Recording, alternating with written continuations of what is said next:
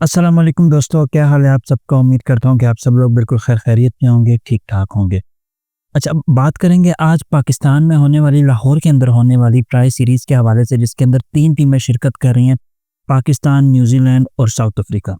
बड़ी एक अच्छी सीरीज़ होने जा रही है क्योंकि साउथ अफ्रीका की टीम आपको पता है जिस तरह की फ़ॉर्म में वो चल रही है। अभी पिछले दिनों पाकिस्तान का उनके साथ टेस्ट सीरीज़ भी हुई, उसके अंदर भी जो है वो उन्होंने पाकिस्तान को शिकस्त दी और बड़ी अच्छे तरीके से उन्होंने शिकस्त दी। उससे पहले ओडीआई और टी20 भी हुए, सीरीज़ भी हुई जिसके अंदर भी उन्होंने बड़ा अच्छा परफ़ॉर्मेंस दिया और सीरीज़ भी वो जीते। उसके बाद अगर न्यूज़ीलैंड की बात करें तो न्यूज़ीलैंड की टीम भी बड़ी एक अच्छी स्ट्रॉन्ग टीम है, आपको पता है बड़ी अच्छी तरीके से वो हर जगह पे परफ़ॉर्म करती है। उनके स्पिनर्स को देखें, उनके फास्ट बॉलर्स को देख लें या फिर उनके बैटर्स को देख लें, ख़ास तौर पे फिन एलन देखने के लायक होंगे, विल यंग को देखना पड़ेगा क्योंकि ये जो कुछ प्लेयर्स हैं वो चैंपियंस ट्रॉफ़ी का भी हिस्सा है। तो देखना पड़ेगा कि किस तरह से परफ़ॉर्म करते हैं और इनकी वीकनेस क्या है, कमज़ोरी क्या है, ताकि चैंपियंस ट्रॉफ़ी में उस तरह से इनके साथ बर्ताव किया जाए, उस तरह से इनके साथ बॉलिंग की जाए। सबसे पहले बात करते हैं स्केड्यूल के हवाले से। 3 मैचेस खेले जाएँगे फाइनल से पहले। 8 फरवरी को पहला मैच खेला जाएगा, 10 फरवरी को दूसरा मैच खेला जाएगा और 12 फरवरी को तीसरा मैच खेला जाएगा। और अगर मैं फाइनल की बात करूँ तो 14 फरवरी को आखिरी मैच यानी फाइनल खेला जाएगा। और पहला मैच अगर मैं बात करूँ तो पहला मैच खेला जाएगा लाहौर के अंदर, दूसरा मैच खेला जाएगा लाहौर के अंदर और तीसरा मैच बशमूल फाइनल ये दोनों खेले जाएंगे कराची के अंदर। अगर सबसे पहले बात करें पिच के हवाले से तो लाहौर की पिच का आपको पता है कि बड़ी अच्छी पिच है, बड़ी बैटिंग कंडीशंस होती हैं, बैटिंग के लिए बड़ी सूटेबल पिच होती है। इस तरह से कराची की भी, पाकिस्तान की जितनी भी पिचेज़ हैं सारी की सारी वो बैटिंग के लिए बड़ी सूटेबल हैं, सब कॉन्टिनेंट की ख़ास तौर पे। आप इंडिया की पिचेज़ देख लें, आप पाकिस्तान की, आप बांग्लादेश की, खैर इतनी अच्छी बैटिंग के लिए कंडीशंस के लिए नहीं है, लेकिन पाकिस्तान की और इंडिया की ख़ास तौर पे बैटिंग के लिए बहुत अच्छी कंडीशंस है। ख़ास तौर पे लाहौर और पिंडी की जो पिचेज़ हैं पाकिस्तान की, वो बड़ी अच्छी कंडीशंस हैं उसकी उन पिचेज़ की बैटिंग के लिए। अब अगर बात करें थोड़ी-सी प्लेयर्स के हवाले से तो प्लेइंग 11 तो अभी तक नहीं आई, स्क्वाड्स भी अभी तक अनाउंस नहीं हुए। लेकिन अगर हम बात करें चैंपियंस ट्रॉफी के स्क्वाड के हवाले से, क्योंकि वही मेरा ख़्याल से पाकिस्तान को प्लेइंग 11 में ज़्यादातर चांस है कि वही खिलाए, 1-2 प्लेयर्स आगे-पीछे हो सकता है, लेकिन ज़्यादातर चांस है कि वही खिलाएगा। तो अगर मैं बात करूँ सबसे पहले एक जिसको बहुत क्रिटिसाइज़ भी किया जा रहा था और मैंने भी उसके ऊपर एक वीडियो बनाई थी, पाकिस्तान के स्क्वाड के ऊपर जो मैंने वीडियो बनाई थी उसके अंदर मैंने फ़हीम अशरफ की बात की थी। तो फ़हीम अशरफ के हवाले से अगर मैं बात करूँ तो एक आपको पता है फ़हीम अशरफ हमेशा से एक लायबिलिटी होते हैं, एक रिस्क होते हैं। उनकी अच्छी परफ़ॉर्मेंस भी नहीं है। मैंने इस वीडियो के अंदर उनके सारे स्टैट्स और हर चीज़ उनकी बताई है कि उनकी क्या स्ट्राइक रेट है, क्या परफ़ॉर्मेंस है, बॉलिंग एवरेज उनकी कितनी है। तो फ़हीम अशरफ एक लायबिलिटी होते हैं। अगर उनको ट्राई सीरीज़ में खिलाया गया तो वो एक बिल्कुल भी अच्छे बॉलर या बैट्समैन ऑलराउंडर जो है वो साबित नहीं होंगे। आप अगर उनकी लास्ट 2024 का पीएसएल का भी सीज़न देखें तो उसके अंदर भी कोई ख़ास परफ़ॉर्मेंस नहीं दे पाए थे। बॉलिंग की अगर मैं उनकी बात करूँ तो बॉलिंग तो उनकी बिल्कुल नॉर्मल से भी गई गुज़री है। उनसे अच्छे-अच्छे बॉलर बैठे हुए हैं, अब्बास अफरीदी बैठा हुआ है। तो अगर आप के पास ट्राई सीरीज़ है, चाहे चैंपियंस ट्रॉफी में आपने अब्बास अफरीदी को, आपने आमिर जमाल को, ऑलराउंडर है, इतना अच्छा वो खेलता है, आपने उनको चांस नहीं दिया। आपके पास अभी मौका है, आप अभी उनको चांस दें, क्या पता वो लड़के परफ़ॉर्म कर जाएँ और आगे भी उनको अगर चलाना है तो उनको चांस देना पड़ेगा आपको। खैर उसके बाद बात करते हैं फ़हीम अशरफ के बाद हम बात करेंगे बाबर आज़म की। बाबर आज़म आपको पता है फ़ॉर्म में नहीं है, चैंपियंस ट्रॉफी के अंदर भी उनको खिला रहे हैं। वैसे तो मुझे उसकी भी तुक समझ नहीं आई कि चैंपियंस ट्रॉफी के अंदर भी बाबर आज़म को खिलाने की क्या तुक है। वो बंदा आजकल बिल्कुल भी, आजकल क्या, 2022 में जो एक दफ़ा उन्होंने परफ़ॉर्म कर दिया 2021 के वर्ल्ड कप में, उसके बाद उनको हवा बना दिया गया, लेकिन इतने कोई वो ख़ास उनकी परफ़ॉर्मेंसेज़ नहीं रहीं। अगर आप उनकी स्ट्राइक रेट को देखें, बैटिंग एवरेज को देखें तो कोई इतनी ख़ास नहीं है। इतने जो दूसरे मुल्कों के प्लेयर हैं, सॉरी टू से, पर जो दूसरे मुल्कों के प्लेयर हैं वो इतने तो मज़ाक-मज़ाक में इतने रन्स और इतने बैटिंग एवरेज, स्ट्राइक रेट रख लेते हैं। आप अगर टी20 के अंदर और प्लेयर्स की बात करें, आप सूर्या कुमार यादव की बात करें, आप ट्रेविस हेड की बात करें, इन सब का स्ट्राइक रेट 150 प्लस है। लेकिन अगर वहीं पे आप बाबर आज़म की बात करें तो इनका स्ट्राइक रेट बहुत ही कम है। अच्छा, उसके बाद अगर मैं रिज़वान की बात करूँ, रिज़वान के साथ भी सेम सिनेरियो है। ये बेशक पावर प्ले के अंदर आ जाएँ, ये बेशक पावर प्ले के बाद आ जाएँ, पावर प्ले से पहले आ जाएँ, इन लोगों का सिनेरियो चेंज नहीं होता, इन लोगों का बैटिंग अप्रोच चेंज नहीं होती। तो इन दोनों को खिलाना लायबिलिटी है मेरा ख़्याल से। उसके बाद अगर हम फ़खर ज़मान की बात करें तो वो लाज़मी सी बात है, एक बहुत अच्छी पिक होंगे क्योंकि वो बहुत अच्छा परफ़ॉर्म करते हैं, बहुत अच्छा खेलते हैं।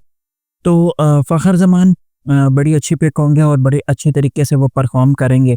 आपको पता है कि वो जिस तरह से खड़े होके छक्के लगाते हैं उनका 2017 तो सबको आप लोगों को याद ही होगा। कितने अच्छे तरीके से उन्होंने 2017 के अंदर परफ़ॉर्म किया था। उन्होंने फाइनल के अंदर सेंचुरी भी की, ऑल्दो उन्हें नो बॉल मिली, लेकिन फिर भी उन्होंने बड़ी अच्छी परफ़ॉर्मेंस दी, बड़ी अच्छी तरीके से उन्होंने सेंचुरी की। उसके बाद हम अगर बात करें न्यूज़ीलैंड के और साउथ अफ्रीका के हवाले से, तो न्यूज़ीलैंड में देखना पड़ेगा कुछ प्लेयर्स को। आई डोंट नो फिनलैंड को खिलाया जाएगा, विल यंग को खिलाया जाएगा या नहीं प्लेइंग 11 के अंदर। लेकिन इन दोनों को प्लेयर्स को देखना पड़ेगा, बड़ी अच्छी बॉलिंग करते हैं। अगर मैं स्पिनर्स की बात करूँ तो मिचेल सेंटनर है, बड़ी अच्छी उनकी जो है वो बॉल आती है, अंदर बॉल आती है, करीब बॉल आती है। माइकल ब्रेसवेल है, उनकी भी अच्छी बॉल आती है, वो गालिबन उनके ऑलराउंडर हैं, बैटिंग भी कर लेते हैं। तो ओवरऑल ये एक अच्छा कॉम्पिटिशन होगा, एक अच्छी सीरीज़ होगी, एक अच्छे गेम्स हमें देखने को मिलेंगे। उसके बाद साउथ अफ्रीका की भी बात करें, बहुत सारे प्लेयर्स हैं उनके जो इस वक़्त फ़ॉर्म के अंदर हैं। रेसी वैन डर डोसन को देख लें आप, या फिर उसके बाद अगर आप बात करें उनकी हेनरी क्लासन की, तो वो भी बड़ा अच्छा खेलते हैं, बड़ी अच्छी परफ़ॉर्मेंस देते हैं। मेरा ख़्याल से इस सीरीज़ को थोड़ा डिले किया जा सकता था। अब आप देखिए चैंपियंस ट्रॉफ़ी से पहले का टाइम है, ठीक है? आप उस तैयारी पे फ़ोकस करें। ऑल्दो ये तैयारी हो रही है क्योंकि पाकिस्तान के अंदर ही मैचेज़ हैं, पाकिस्तान में ही। लेकिन आप थोड़ा-सा प्लेयर्स को रेस्ट देते हैं, क्योंकि मुझे एक बात अच्छी तरह से पता है, जो प्लेयर्स चैंपियंस ट्रॉफ़ी के अंदर खेल रहे हैं, उन्हीं को इन्होंने दोबारा से इधर भी रगड़ना है। तो ख़ैर ये तो बोर्ड का डिसीज़न है, और बोर्ड आपको पता है कि आजकल किस तरह की हरकतें कर रहा है। कोई निज़ाम नहीं है, कोई कानून नहीं है। आप मुझे बताएँ जिन प्लेयर्स की जगह नहीं बनती, I don't know Fahim Ashraf को किस वजह से चांस मिला, वो पर्ची है उस वजह से चांस मिला, या फिर किसी और वजह से आपने आमिर जमाल का हक मारा वहाँ पे, आपने फ़हीम अशरफ को जो है वो वहाँ पे चांस दिया। आपने अब्बास अफरीदी इतना अच्छा परफ़ॉर्म कर रहे थे, आपने उनको नहीं खिलाया, आपने हक मारा। आपने उस्मान खान को खिला दिया, मुझे नहीं समझ आई उस्मान खान को क्यों आपने खिलाया? आपने उसकी जगह मोहम्मद हारिस का हक मार लिया। तो ख़ैर ये तो बातें चलती रहेंगी कि जी किसका हक मारा गया, किसने खेला, किसने अच्छा खेला, किसने परफ़ॉर्म नहीं किया। लेकिन मैं आपको ये चैंपियंस ट्रॉफ़ी से पहले ही बता दूँ, ये मेरी प्रेडिक्शन नहीं है, ये मैं आपको बता रहा हूँ कि बाबर आज़म परफ़ॉर्म नहीं करने लगे। इस चैंपियंस ट्रॉफ़ी में भी बाबर आज़म बिल्कुल फ़ेल हो जाएँगे, जो सीधी बात है। ट्राई सीरीज़ के अंदर भी वो नहीं चल पाएँगे। ऑल्दो ग्राउंड्स अच्छे हैं, लेकिन मुझे नहीं समझ आती बाबर आज़म की अप्रोच नहीं है ना। आप देखें कि पावर प्ले के अंदर भी अगर वो आते हैं तो बस वो स्लो-स्लो खेल रहे होते हैं, मेरी 50 हो जाए, मेरी सेंचुरी हो जाए। उनकी ये अप्रोच नहीं होती कि मैं जो है टीम को जिता दूँ, मैं टीम के लिए रन्स बना लूँ। तो वही एक दफ़ा कामरान अकमल ने बात की थी कि अगर आपकी नीयतें ठीक नहीं होती तो आप मैचेज़ नहीं जीतते, आप टूर्नामेंट्स नहीं जीतते। जब वो कप्तान थे तब भी वो अपने फ़ेवरेट प्लेयर्स को खिलाते थे, और सिर्फ मैं बाबर की क्या बात करूँ, आप रिज़वान को उठा के देख लें, आप उस्मान खान को देख लें, उसकी क्या परफ़ॉर्मेंस है, सॉरी टू से, बट वो बिल्कुल ही टुल्लों की तरह परफ़ॉर्म करते हैं। छक्का लग गया तो लग गया। इनके उस्मान खान से अच्छी क्रिकेट स्ट्रीट के बच्चे खेल लेते हैं, जो सीधी बात है। फिर उसके बाद अगर मैं आगे चलूँ और बात करूँ, तो हारिस रऊफ़ की आप मुझे बताएँ क्या परफ़ॉर्मेंस है? हारिस रऊफ़ पिछले कुछ मैचेज़ में, ऑल्दो वो ऑस्ट्रेलिया के अंदर अच्छा परफ़ॉर्म करता है। अब कोई ये ना कमेंट्स में आके कि क्या हारिस रऊफ़ ऑस्ट्रेलिया में वो अच्छा परफ़ॉर्म करता है। भई आप ये देखें सीरीज़ किधर होने जा रही है, ट्राई नेशन। आप ये देखें कि चैंपियंस ट्रॉफ़ी किधर होने जा रही है। उसकी परफ़ॉर्मेंस पाकिस्तान के अंदर इतनी कोई ख़ास नहीं है।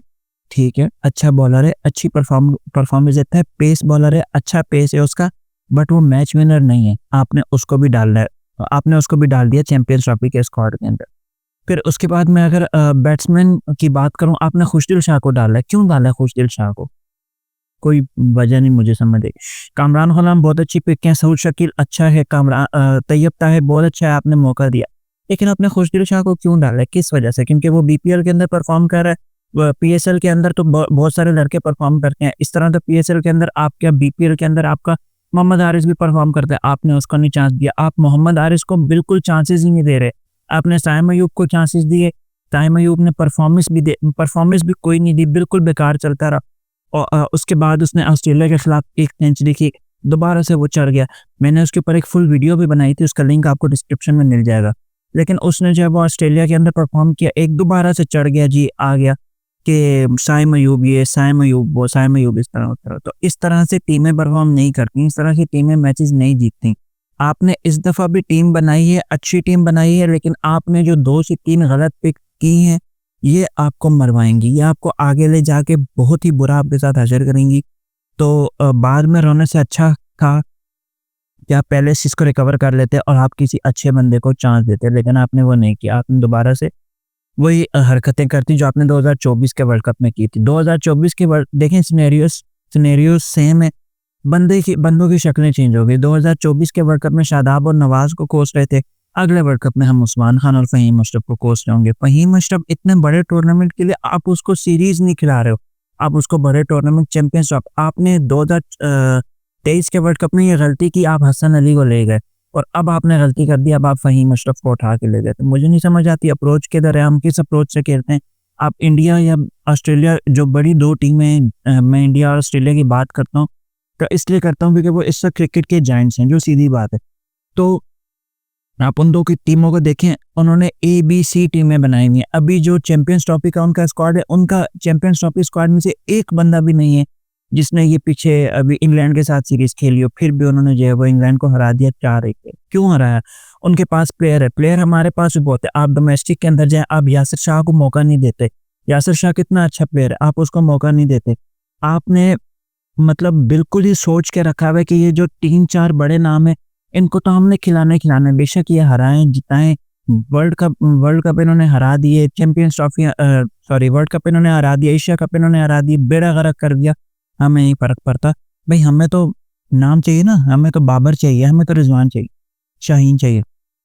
ख़ैर उसके बाद अगर मैं थोड़ी-सी बात करूँ इस सीरीज़ के हवाले से, स्टेडियम्स के हवाले से एक बड़ी बातें चल रही हैं कि यार स्टेडियम्स पूरे नहीं होंगे। स्टेडियम्स वाक़ई पूरे नहीं होंगे, चैंपियंस ट्रॉफी तक तो पूरे हो जाएँगे, पर 8 तारीख को पहला मैच है और स्टेडियम्स बहुत हद तक रेडी हो गए, ऑलमोस्ट 70% तक काम हो गया है।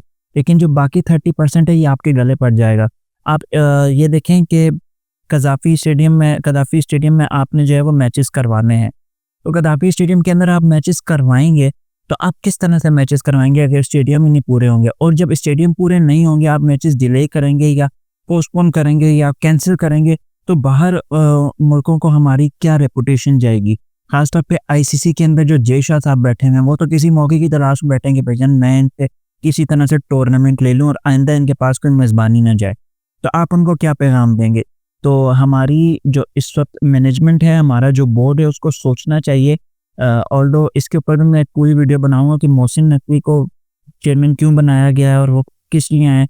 एक बंदा जिसे क्रिकेट की अलिफ बे भी नहीं पता और क्या कहते हैं, एक बिज़नेसमैन को अगर आप लगा देते हैं PCB का चेयरमैन, वो सॉरी टू से बट यही चीज़ें होती हैं। इसके ऊपर एक पूरी वीडियो इंशाल्लाह बनाएँगे, अगले कुछ दिनों में वो आएगी इसी चैनल के ऊपर। तो ख़ैर आज के लिए इतना ही, फिर मिलते हैं नेक्स्ट वीडियो में नेक्स्ट टॉपिक के साथ, तब तक के लिए अल्लाह हाफ़िज़।